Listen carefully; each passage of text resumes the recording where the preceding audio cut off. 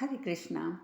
भीष्म जी कहते हैं, युधिष्ठिर, इस प्रकार नागराज की अनुमति लेकर वह दृढ़ निश्चय वाला ब्राह्मण उच्च व्रत की दीक्षा लेने के लिए भृगुवंशी च्यवन ऋषि के पास गया। उन्होंने उसका दीक्षा संस्कार संपन्न किया और वह धर्म का ही आश्रय लेकर रहने लगा। राजन, उसने उच्च वृत्ति की महिमा से संबंध रखने वाली इस कथा को च्यवन मुनि से भी कहा। राजेंद्र, च्यवन ने भी राजा जनक के दरबार में महात्मा नारद जी से ये पवित्र कथा कही।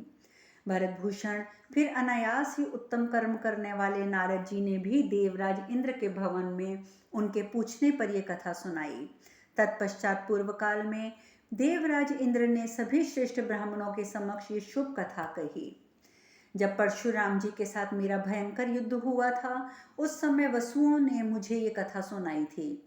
धर्मात्माओं में श्रेष्ठ युधिष्ठिर, इस समय जब तुमने परम धर्म के संबंध में मुझसे प्रश्न किया, तब उसी के उत्तर में मैंने यथार्थ रूप से ये पुण्यमयी धर्म संपत्त श्रेष्ठ कथा तुमसे कही है। भरत नंदन, तुमने जिसके विषय में पूछा था वह श्रेष्ठ धर्म यही है। यह धीर ब्राह्मण निष्काम भाव से धर्म और अर्थ संबंधी कार्य में संलग्न रहता था। नागराज के उपदेश के अनुसार अपने कर्तव्य को समझकर उस ब्राह्मण ने उसके पालन का दृढ़ निश्चय कर लिया और दूसरे वन में जाकर उच्च शिलवृत्ति से प्राप्त हुए परमित अन्न का भोजन करता हुआ वह यम नियम का पालन करने लगा। इस प्रकार महाभारत शांति पर्व के अंतर्गत उच्चवृत्ति का उपाख्यान 365वां अध्याय पूर्ण हुआ। साथ ही यहाँ पर शांति पर्व भी पूर्ण होता है। यहाँ पर महाभारत का सार आगे व्यास जी कहते हैं। वो कहते हैं, मनुष्य इस जगत में हजारों माता पिताओं और सैकड़ों स्त्री पुत्रों के संयोग वियोग का अनुभव कर चुका है, करता है और करता रहेगा। अज्ञानी पुरुष को प्रतिदिन हर्ष के हजारों, भय के सैकड़ों अवसर प्राप्त होते रहते हैं, किंतु विद्वान पुरुष के मन पर उनका कोई प्रभाव नहीं पड़ता। मैंने दोनों हाथ ऊपर उठाकर पुकार पुकार कर कह रहा हूँ, पर मेरी बात कोई नहीं सुनता। धर्म से मोक्ष तो सिद्ध ही होता है, अर्थ और काम भी सिद्ध होते हैं, तो भी लोग उसका सेवन क्यों नहीं करते।